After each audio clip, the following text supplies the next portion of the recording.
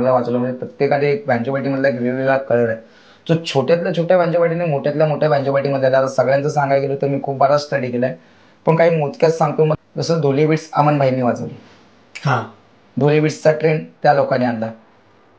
Cutter pattern माझ्या नजरेमध्ये एकदम वेगवेगळ्या डिफरंटमध्ये आणू शकतो हे माझ्या नजरेत तरी जोगेश्वरी बीट्सने आणलं. आणि काहीतरी वेगळे बोल काढू शकतो हे मी जेवढं स्टडी केलं तर सगळ्यांना वाटतं की भाई हा असा एक दिवसात असा हे झालाय.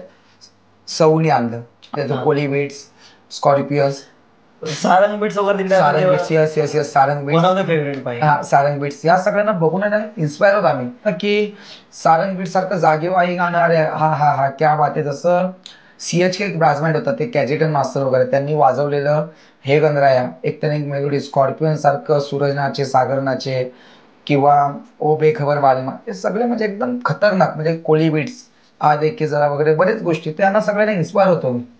ह्यांना सगळ्यांना बघून आज गली आर्टिस्ट बनलाय की भाई त्यांचा मी तो त्या लोकांना बोलला की ह्यांनी लोक काय वाजवत. डोरेमॉन गाणं आहे ना माझ्या तरी नजरे मला कोणी वाजवलं काहीच म्हणजे एवढं नाही पण माझ्या नजरेत सांगतो पर्सनल व्यक्तिगत शुभांकरने वाजवलं नंदूने. शुभंकर हा रितेश मागवणे खूप खतरनाक आणि छान वाजवलं भाई.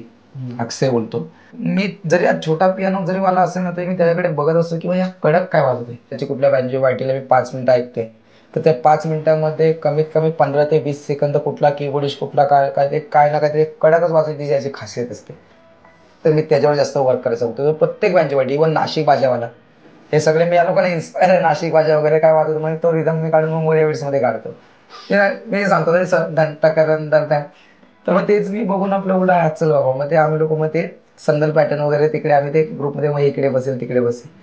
प्रत्येक ग्रुप मला आणि प्रत्येक कलाकार मला ते हे वाटतं फक्त वाईट या गोष्टीचं वाटतं की कलाकारांनी ना कधी कलाकाराला वाईट कमेंट नाही द्यावी.